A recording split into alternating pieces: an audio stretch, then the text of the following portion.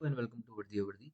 आज का टॉपिक हमारा है क्लास 11th और 12th हम कंप्लीट करेंगे इस वीडियोस में, आगे की वीडियोस में। तो हिस्ट्री स्टार्ट कर दी हमने। आज जो है हड़प्पन सिविलाइजेशन का टॉपिक है।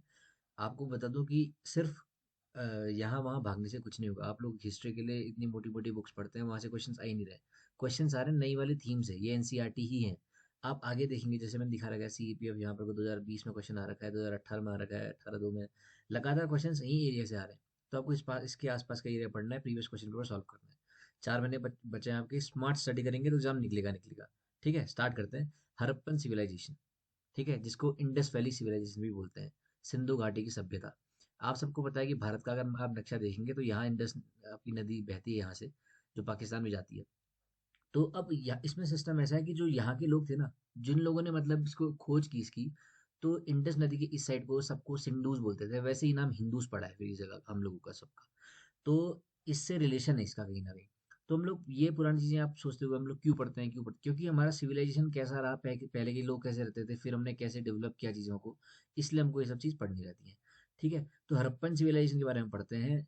इंपॉर्टेंट चीज पढ़ेंगे, बाकी टाइम वेस्ट कहीं करना नहीं है, इसलिए शॉर्ट वीडियोस रहती हैं और काम की चीज से पढ़ेंगे इसमें। हड़प्पन सील किससे बनी होती है? स्टोन से, जो स्टीलाइट स्टोन है। ठीक है, इस सील में क्या क्या कंटेन होता था? एनिमल के मोटिव, साइंस वगैरह, जैसे कि आपने देखा होगा हड़प्पन सील में बुल वगैरह रहते हैं, टेराकोटा वगैरह ये सब के।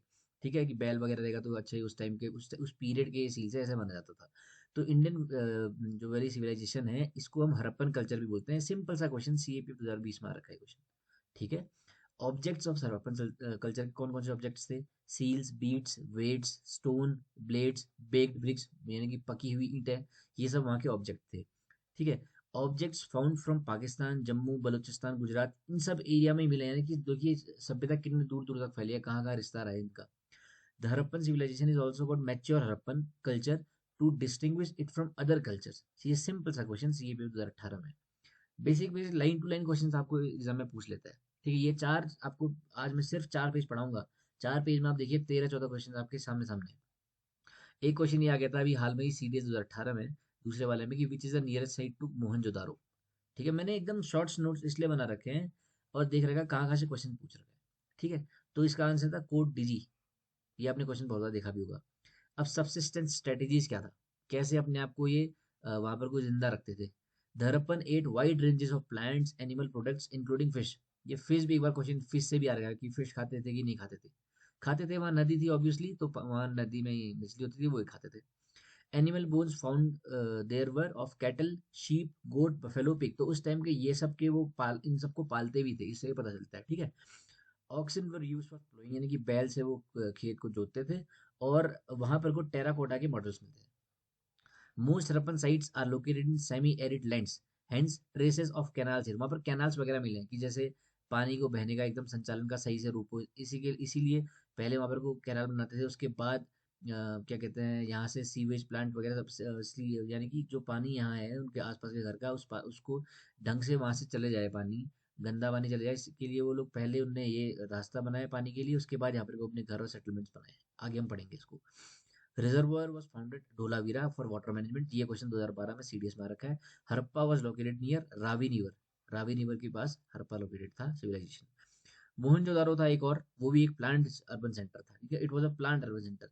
It was found by R D Banerjee. First site to be discovered was Harappa. पहली साइट तो अब सबको पता है कि हड़प्पा ही पहली साइट है जो डिस्कवर की थी।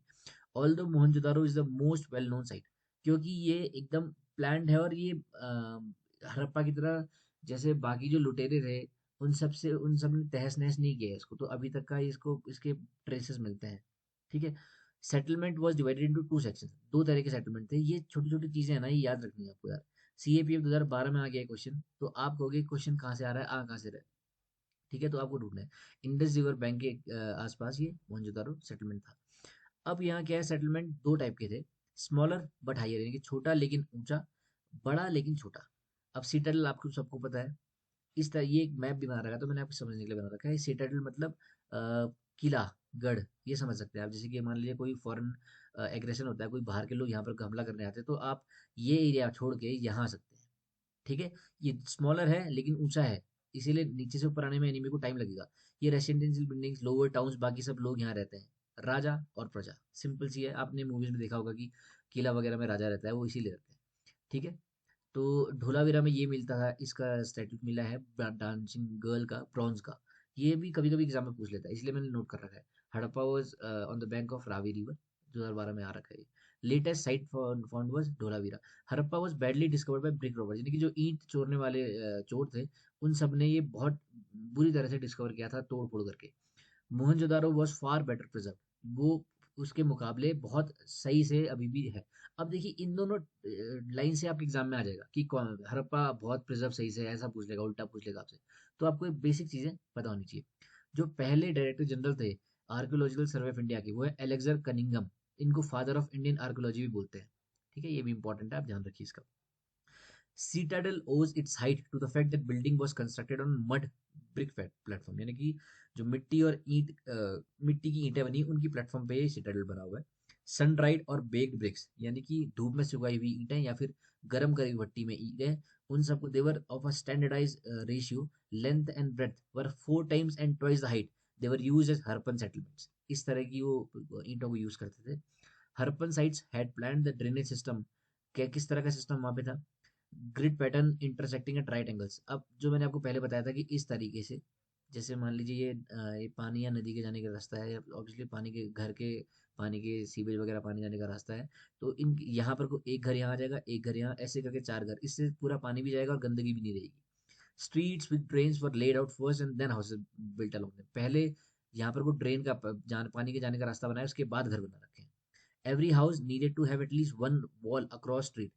ये देखिए कितनी बड़ी बात है कि ये तब का इतना प्लान स्ट्रक्चर था कि उनने तभी सोच दिया था कि हर एक घर में एटलीस्ट एक दीवार होनी चाहिए स्ट्रीट को। ठीक है, अब सिटाडेल के बारे में पढ़ते हैं, यानी कि जो किलागढ़ की बात हम कर रहे हैं। एट धोलावीरा एंड लोथल जो गुजरात में है, एंटायर सेटलमेंट वाज फोर्टिफाइड, यानी कि इन सबको फोर्टिफाइड किया था रक्षकों से बचाने के लिए। रक्षक थे, सैनिक थे इनके आसपास। Citadel within Lothal was not walled off but was built at height, थोड़े ऊंचा में बनाया था, बोल रहा है सिंपल सा। डोमेस्टिक आर्किटेक्चर, यानी कि घर के घरेलू लोग कैसे रहते थे आसपास के। द कोर्ट यार्ड, यानी कि आंगन वाज सेंटर ऑफ एक्टिविटीज।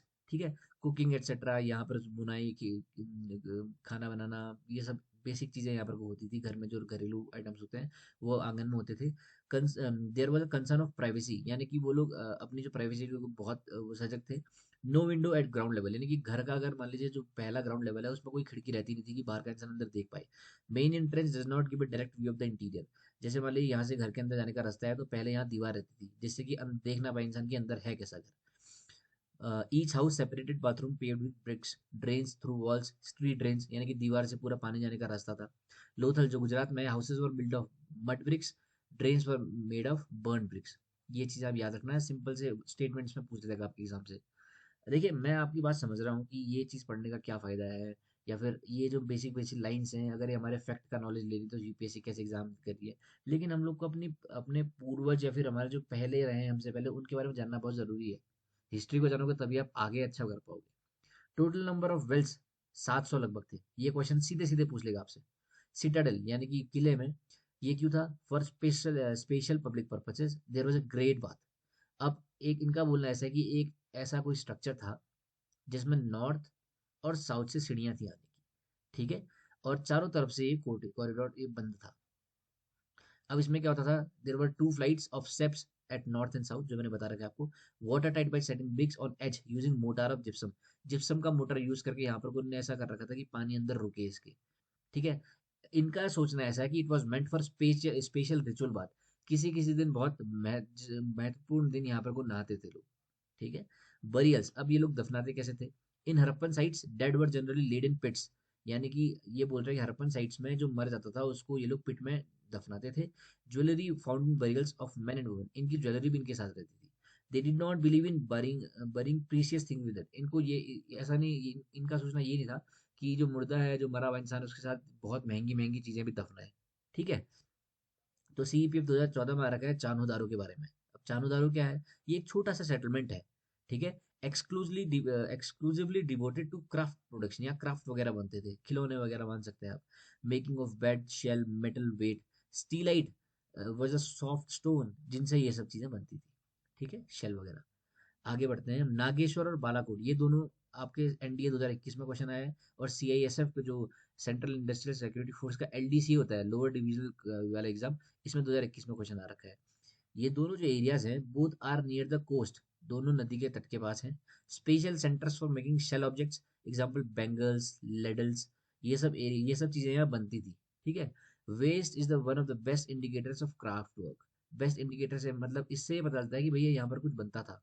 ये देखिए इतनी नॉर्मल सी चीजें आपके सीएपीएफ के एग्जाम में पहले पूछ रखी हैं, और सेम चीज दोबारा पूछेंगे। पुराने क्वेश्चंस रिपीट होते हैं, they do get repeated often. CDS 2020 में क्वेश्चन आ रखा है, raw material procurement was for. अच्छा, जो रॉ मटेरियल था वो अब खेतरी यानी कि राजस्थान में एक जगह है वहां से आता था। जो आपका सोना था वो साउथ इंडिया से आता था, और कॉपर जो जो ओमान, जिसको पहले मगन बोलते थे, वहां से आता था। ठीक है, ये चीजें मैच द कॉलम में पूछ लेगा, तीनों चीजें याद रखिएगा। अब कुछ कुछ सील्स वगैरह इनकी जो है कि जिससे पता चलता है कि कहाँ का ये जो है चीजें हैं, जैसे कि मान लीजिए आजकल सिक्के हैं, उस टाइम पे इनके खुद के सील वगैरह रहते थे। जो मेसोपोटामिया का है सिलेंड्रिकल सील था, ऐसा इस टाइप का कुछ। ठीक है। इंडस रीजन का हमड बुल विद मोटिफ, यानी कि जो बैल है, बैल के ऊपर ये आप हम देखेंगे, ऐसा रहता था। तो इससे समझ में आ जाएगा कि अच्छा इंडस रीजन का है, हरप्पन साइड का ये। हरप्पन साइड का क्वाड्राइट स्क्वायर टाइप का इसका कुछ मोटिव रहता था, कि इस टाइप का सील कुछ रहता था। Seals and sealings were used to facilitate long distance communication. Obviously इनसे ही पता चलता था कि अगर इंसान को दूर जाना है तो क्या वो ऑफर कर सकते हैं। सील और सीलिंग्स बेसिक चीज है। ठीक है, जो आजकल पैसा चलता है उसके हिसाब से उस टाइम पे सील्स एंड सीलिंग चलती थी। हरप्पन सील्स, अब इसके बारे में सीएपी 2020 में क्वेश्चन आ रखा है, और पहले भी सीडीएस 2016 में आया। तो देखिए 16 का क्वेश्चन 20 में आ रखा है। ठीक है, तो 20 का क्वेश्चन हो सकता है 24 में आ जाए आपके एग्जाम में, इसीलिए दोबारा दोबारा पढ़ना है इनको। Harappan seals had a line of name and title of the owner. Motive for those who could not read. जो पढ़ नहीं सकते थे उनके लिए वहां पर को नाम और टाइटल रहता था ओनर का। अब मतलब नाम और नाम और टाइटल तो रहता था ओनर का, लेकिन जो पढ़ नहीं सकते थे उनके लिए क्या था, दे हैड साइंस, अप्रोक्स 400 लगभग साइन थे उनके।